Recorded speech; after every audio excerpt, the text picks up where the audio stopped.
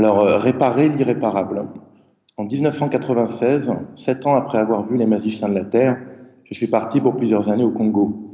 Là-bas, de Brazzaville à Pointe-Noire jusqu'à la frontière gabonaise, puis du sud aux frontières du Cameroun, j'ai accompagné des enseignants du ministère de la Culture et de l'Éducation nationale sur un projet d'édition d'un manuel scolaire pour le primaire, accessible à toutes les familles congolaises, ainsi que quelques projets d'exposition pédagogique liés à l'histoire. L'un d'entre eux, Les Anneaux de la mémoire, qui a eu lieu à Pointe-Noire, m'avait particulièrement marqué. Cette exposition venue de France, de la ville de Nantes, sans impliquer concrètement le contexte local, ne touchait pas du tout les Congolais. Pour les raisons suivantes. Elle affirmait par son organisation, son prétexte politique, son discours bien rodé, la continuité du processus colonial, lui-même succédant à l'esclavage. Entre l'institution congolaise et l'institution française qui coopéraient autour de ce projet, je ressentis à travers la mission que l'on m'avait confiée l'impossibilité d'y inclure l'expression artistique locale, traditionnelle, dans les affiches et prospectus que je devais imaginer pour cette édition. Lorsque je proposais une série de dessins de scarification réalisés à partir d'observations de corps d'esclaves aux États-Unis au XIXe siècle, on me répondit « ça va pas du tout ça, il faut faire quelque chose de plus moderne ». J'avais 25 ans et le désir de rester un peu plus longtemps au Congo-Brazzaville, donc je remis à plus tard mon intérêt pour la question de la blessure du corps. Alors l'histoire commence en 1996 au Congo-Brazzaville. Mon ami Titinganga m'offre un tissu traditionnel en raffia. Il est parsemé de petites pièces de tissu occidental de part et d'autre. J'avais déjà vu beaucoup de nchakokotes brodées ou plaquées, mais jamais de situation semblable. Cette intrusion m'étonna par son caractère rarissime et inattendu. Pourtant, quelques années plus tard, une autre surprise sur cet objet allait m'emmener encore plus loin, en fait au-delà de son esthétique. Elle anime d'ailleurs toujours ma réflexion sur ce que, à l'époque, je pensais être une réappropriation. Alors qu'est-ce qu'il faut entendre par réappropriation?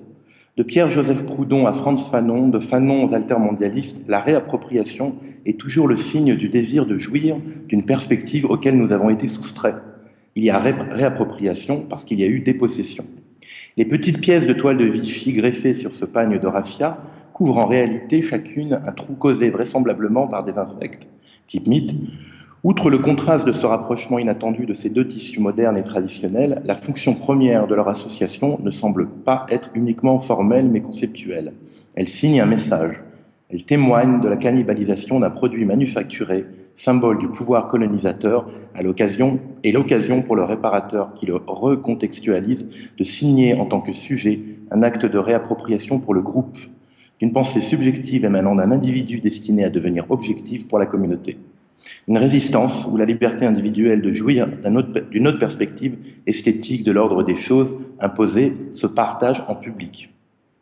De la même manière, les Indiens Tupis d'Amazonie sont présents dans le fameux Tupi Orno Tupi que leur prête Oswald de Andrade dans son poème manifeste Anthropophage, englobant un autre symbole de la culture de l'Occident moderne colonisateur dans les prémices d'une autre modernité tropicale, celle d'une résistance extra-occidentale traditionnelle sur la modernité occidentale, par une pratique ancestrale très fréquente chez les Tupis, la cannibalisation de leur ennemi.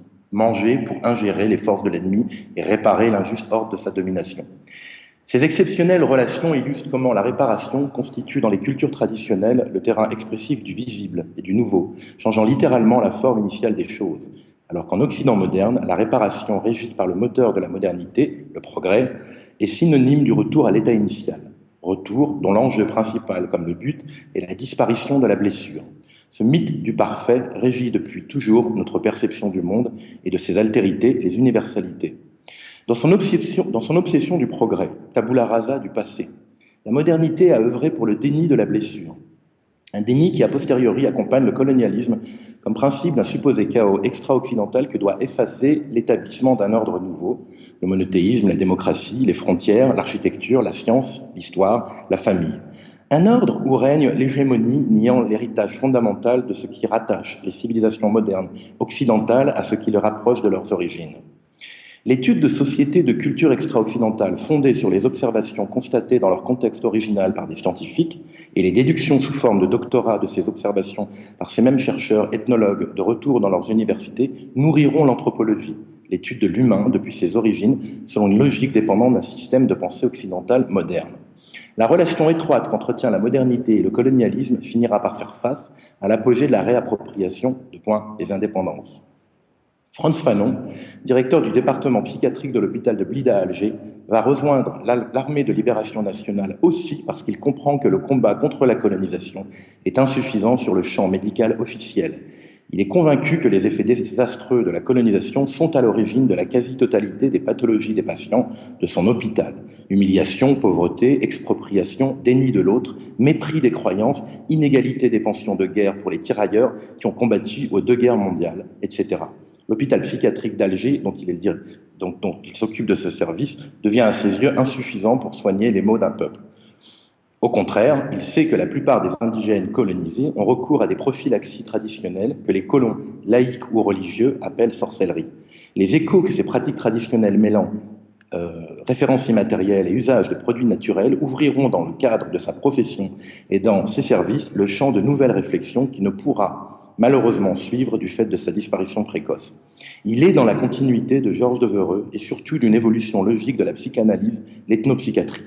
En effet, essais publiés par Freud comme Totem Tabou ont initié cette nouvelle philosophie à partir des cultures extra-occidentales. C'est une chose qu'on oublie très souvent.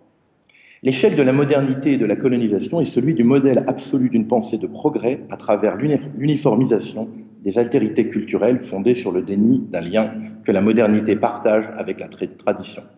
Cet échec du rapport aux autres donnera par réaction naissance aux sciences sociales et sciences humaines comme l'ethnographie, l'ethnologie, l'anthropologie. Mais ces mêmes sciences modernes sont à la genèse de la psychanalyse, de l'ethnopsychanalyse et de l'ethnopsychiatrie.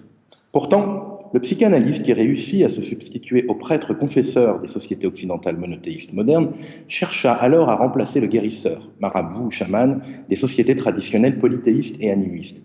Mais entre matérialité et immatérialité de la blessure, le psychanalyste s'est toujours trouvé face à un dilemme que les limites de son univers moderne rationnel lui imposent. Bien que les guérisseurs ou féticheurs des cultures extra-occidentales traditionnelles et les psychanalystes tiennent le même rôle dans leur propre société, ils n'interviennent pas dans le même espace-temps relatif à la blessure, la psychanalyse doit excaver les blessures intimes transgénérationnelles, les faire remonter à la surface afin de les nommer. Tandis que dans les sociétés traditionnelles, le guérisseur est souvent lié directement ou indirectement à un type de blessure physique que l'ordre socioculturel régit. Scarification, mutilation des lèvres, des oreilles, allongement du crâne, du cou, réduction des pieds. Dans le but de signer le corps de l'individu, l'appartenance au groupe et ou à un ordre hiérarchique de classe comme de genre, on blesse le corps et lui laisse à jamais une ou plusieurs traces physiques qui se répercutera sur la psyché du groupe à partir de chaque individu. Ces mutilations sont toujours pratiquées par les membres du groupe qui sont les garants du pouvoir spirituel. Dans le monde occidental moderne, la rationalité je dis occidental moderne parce que ces pratiques sont en Occident existaient à un stade antémoderne. Dans le monde occidental moderne, la rationalité de l'analyse donne à l'individu, sujet comme au psychanalyste, la prétendue perception des origines de la blessure à réparer, alors que cette même pratique est confrontée aux abysses d'une cosmogonie liée aux ancêtres lorsqu'il s'agit d'un patient d'une culture traditionnelle non occidentale animiste.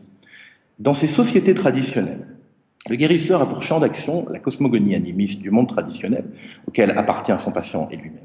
Là où la rationalité moderne entendait gérer les névroses et les phobies, règnent d'autres facteurs psychopathologiques qui relèvent des cultures et des cultes et des cultures immatérielles à laquelle la géométrie sociale du groupe est assujettie.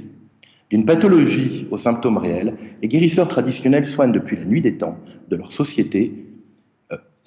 Les guérisseurs traditionnels soignent depuis la nuit des temps les membres de leur société où miroite quotidiennement le monde immatériel des ancêtres. On ne répare pas en faisant disparaître la blessure, au contraire, on accepte de vivre avec ces esprits qui nous tourmentent. On les apaise avec des danses, des offrandes et des croyances.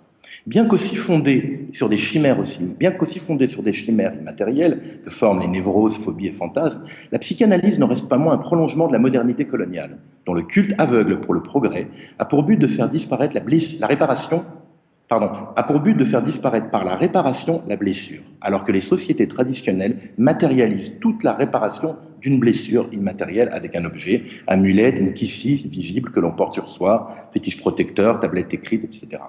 La psychanalyse s'empresse de cacher la blessure dès lors qu'elle apparaît. Cela me rappelle étrangement une phrase de saint Augustin sur la vérité. La vérité, c'est la lumière que les hommes s'empressent de poser sur les choses lorsqu'ils les ont sorties de l'obscurité dans laquelle elles étaient, mais qu'ils s'empressent de remettre dans l'ombre dès qu'ils ont conscience de la peur qu'elle éveille en eux. Qu'elle soit effectuée dans la douleur ou dans le plaisir, la blessure stigmatise une réparation à venir. Elle est une défaillance et une transition qui relient, autant qu'elle le sépare, deux espaces-temps. La création humaine est fondée sur la blessure. L'activité de pensée est un processus sans fin de blessure et de réparation. Des mathématiques à l'art, l'activité intellectuelle se confronte à des blessures qu'elle répare sans fin. Chaque formule mathématique est une réparation qui aboutit après une succession sans fin de blessures, une succession de vérités. Chaque acte artistique est l'entrelac d'une blessure et d'une réparation. Le collage est une blessure réparée. Le montage cinéma est une blessure, le cut réparé.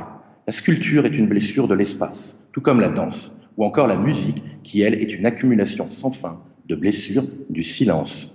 De la colonisation à la psychanalyse, de la modernité à l'immatérialité, la complexité fondamentale de la réparation, c'est qu'elle ne peut exister sans son paradoxe, la blessure. Car la réparation, c'est surtout l'irréparable. La lumière est liée à l'obscurité, la vie à la mort, le vide au plein, l'espace au temps. Life is light between two darknesses. Vladimir Nabokov. Merci.